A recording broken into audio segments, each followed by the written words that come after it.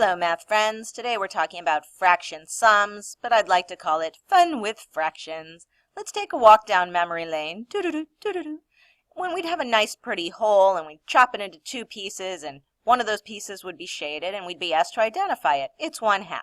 And similarly for thirds, and similarly for fourths, and so on. But then sometimes more than one piece was shaded, and we would identify those. Well, what we're going to learn today is that values like these can be broken up into a sum of unit fractions. What's a unit fraction? That's just a fraction with a 1 on top. Okay, so in this first model of 2/2, that's really made out of 2 1/2. My 2/3 is really made out of 2 1/3, and no surprise here, my 3/4 is made out of 3 1/4. So all we're learning today is that we can write fractions like these as a sum of unit fractions. So my 2/2 is just 1/2 plus 1/2. Can you guess what 2/3 is? 1/3 plus 1/3. And lastly, you guessed it, 1/4 plus 1/4 plus 1/4. No big deal, right? Let's do an example together. So here our circle represents a whole. It's broken into 6, and we want to represent the shaded part as a sum of unit fractions, okay? So let's identify our pieces. Those are all unit fractions, and now we write it as a sum. And you know that that is 4 6.